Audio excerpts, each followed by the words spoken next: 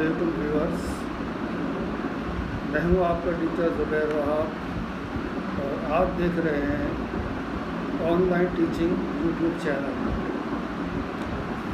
جیسا کہ پچھلے اسباق میں ہم نے پڑھا سورہ انفال کی آیت 1 سے 10، آج آیت پڑھیں گے 11 سے 19۔ اس آیتوں میں آیت آپ کے سامنے پڑھتا ہوں۔ آیت میں اس میں کہا گیا، اور جب اس نے تمہاری تسکین کے لیے اپنی طرف سے تمہیں نیند کی چادر اڑا دی اور آسمان سے پانی برسایا تاکہ تمہیں نہلا کر پاک کر دے اور شیطانی لذات سے دور کر دے، اور اس لیے کہ تمہارے دلوں کو مضبوط کر دے اور تمہارے پاؤں جمائے رکھے، جب تمہارا پروردگار فرشتوں کو ارشاد فرماتا تھا کہ آج میں تمہارے ساتھ ہوں، تم مومنوں کو تسلی دو کہ ثابت قدم رہیں، اور کافروں کے دل میں تمہارے لیے طرف سے میں رعب اور دبدبہ ڈال دیتا ہوں، تو تم اگر ان پہ غلبہ پالو تو ان کا اور مار مار کر توڑ دو، یعنی ان کو بالکل ختم کر دو۔ یہ سزا اس لیے دی گئی کہ آگے آیت میں کہا، یہ سزا اس لیے دی گئی کہ انہوں نے اللہ اور اس کے رسول کی مخالفت کی، اور جو شخص خدا اور اس کے رسول کی مخالفت کرتا ہے تو وہ سخت عذاب دینے والا ہوں، اس کو سخت عذاب دینے والا۔ تو اب یہاں اس کا مزہ چکھو، اور آخرت میں تو تم نے اس کا مزہ چکھنا ہی ہے۔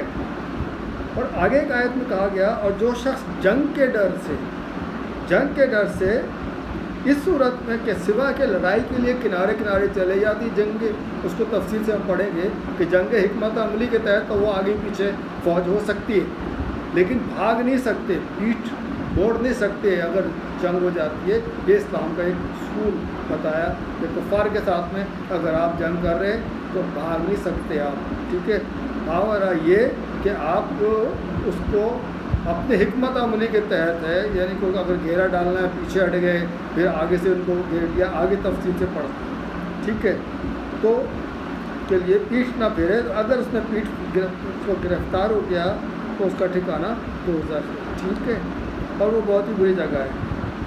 جب تم نے مٹھی بھر کے کنکری پھینکی، نبی صلی اللہ علیہ وسلم نے کہا، آگے پڑھتے ہیں کہ تو وہ حقیقت میں کنکری تم نے نہیں پھینکی بلکہ اللہ نے پھینکی تھی، ٹھیک ہے، بے شک خدا سنتا اور جانتا ہے۔ کچھ شک نہیں کہ خدا کافروں کو تدبیر کر کے کمزور کر دینے والا ہے، سنیں، کافروں کو تدبیر کر کے کمزور کرنے والا ہے۔ اگر تم فتح چاہتے ہو تو سمجھو فتح تمہارے پاس میں آ چکی، سارے انعامات اکرامات کا اس میں ذکر ہے۔ وہ میں نے آیت آپ کو 11 سے 19 پڑھ کے سنائی ہے کہ آخر میں اس میں یہ کہا گیا ہے کہ کافروں کے لیے کہا گیا کہ خواہ تمہاری تعداد کتنی بھی ہو لیکن خدا تو مومنوں کے ساتھ ہے۔ پھر دیکھیے اس آیت میں پھر ذکر آ گیا ہے کہ خدا تو مومنوں کے ساتھ میں، جو مومن ہے اللہ تعالیٰ جو ہے وہ اس کے ساتھ میں ہے۔ اب ہم یہ دیکھتے ہیں کہ نوٹس کے حساب سے کہ ہم کیا کیا سوال اور کیا کیا جواب اور کون سی آیتیں پڑھیں گے۔ اب اس آیت میں جو ہم 11 سے 19 ہے، اس آیت میں غزوہ بدر کے حوالے سے اللہ تعالیٰ کے انعامات کا ذکر ہے۔ پہلا انعام کیا؟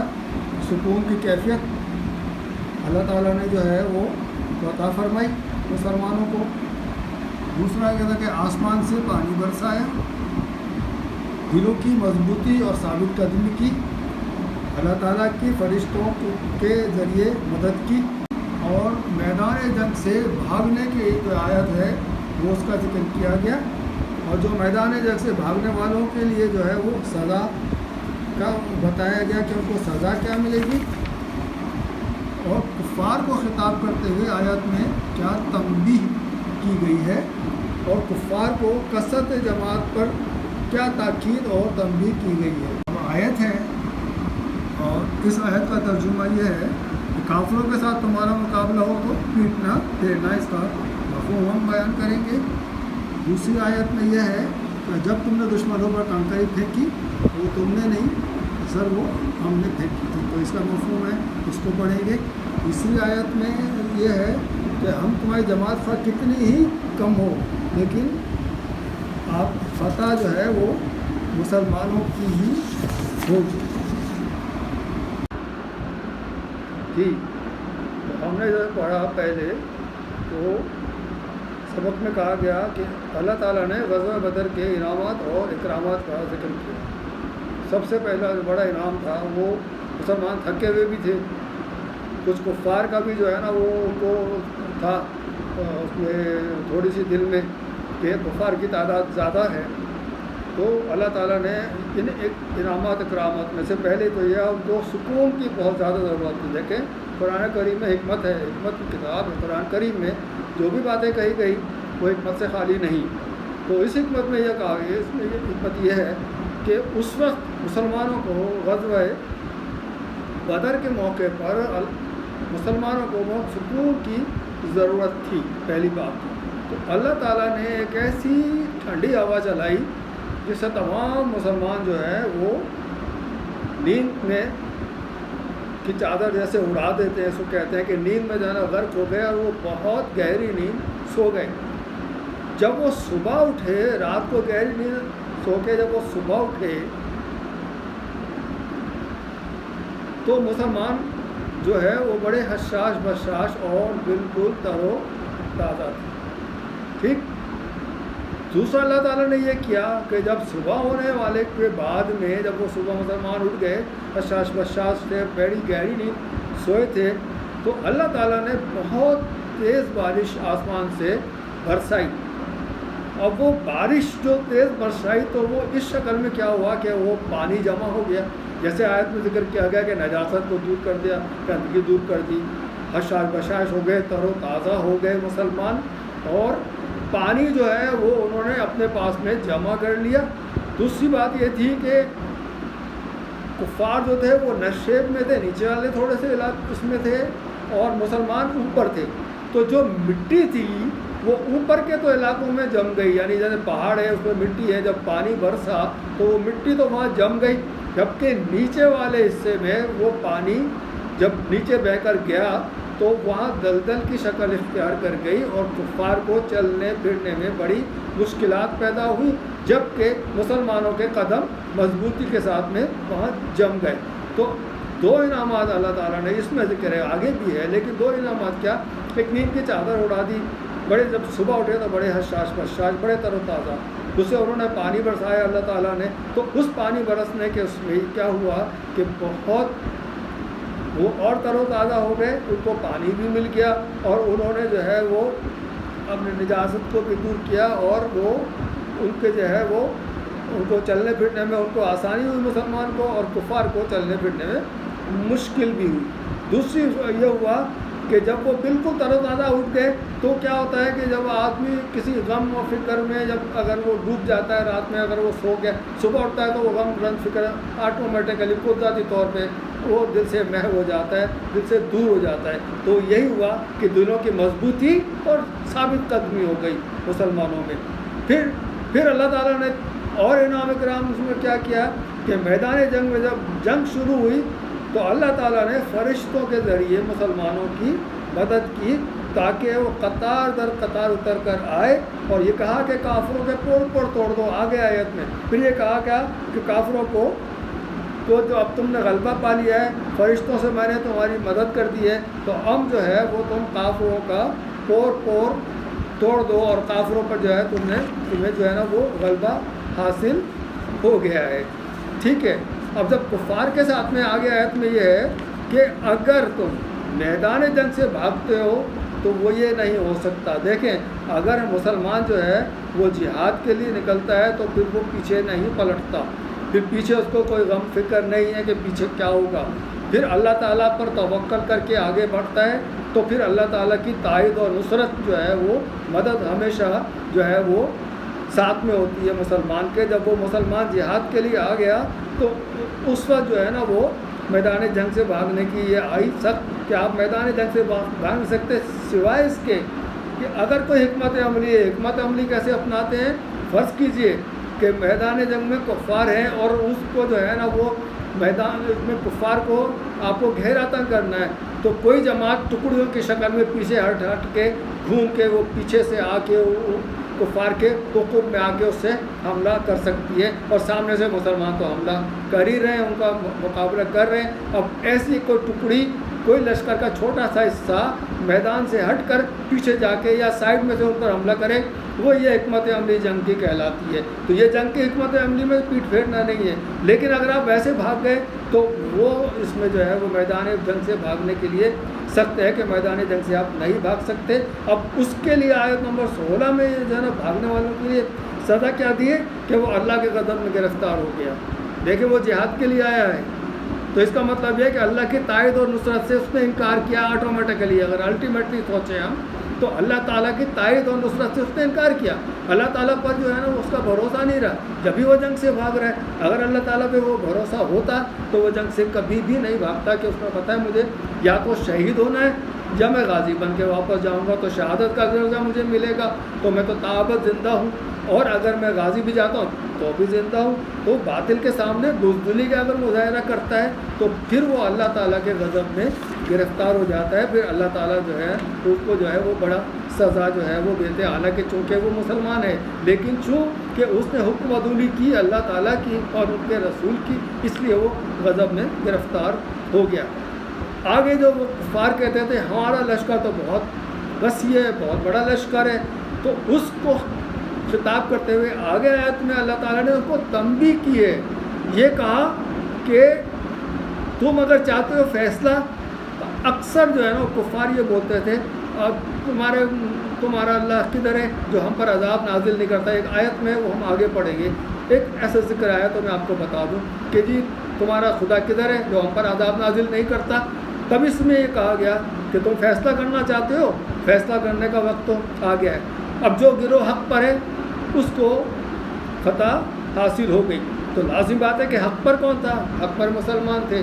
تو اس طرح جو ہے وہ مسلمانوں کو جو ہے وہ فتح اور کامیابی سے اللہ تعالیٰ نے ہمکنار کیا اور ان کو تنبیہ کی کہ تم کہتے تھے نا فیصلہ کب ہے. دیکھو اب فیصلے کا وقت آ چکا ہے. اگر اب بھی اس وقت بھی آخر میں بھی کہا گیا اس آیت میں کہ اگر اب بھی تم باز آ جاؤ تو ہم تمہیں عذاب سے مطلب نہیں دیں گے, لیکن اگر تم نافرمانی پھر بھی کرتے رہے تو عذاب تمہارا مقدر ہے. آگے آیت میں کہا گیا کہ کفار یہ کہتے تھے کہ تنبیہ کرتے ہوئے مطلب تنبیہ اللہ تعالیٰ نے کی ہے. وہ یہ کہتے تھے ہماری جماعت بہت کثیر تعداد میں ہے اور مسلمان جو ہے وہ ہمارا مقابلہ کسی بھی صورت میں نہیں کر سکتے.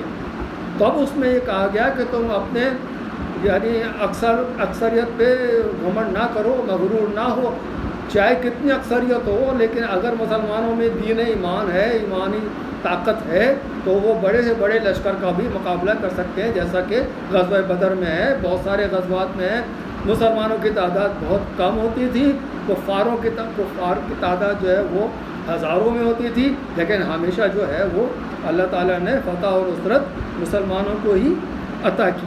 اب ایک آیت میں یہ ہے کہ کافروں کے ساتھ میں اگر تمہارا مقابلہ ہو تو پیٹھ نہ پھیرنا.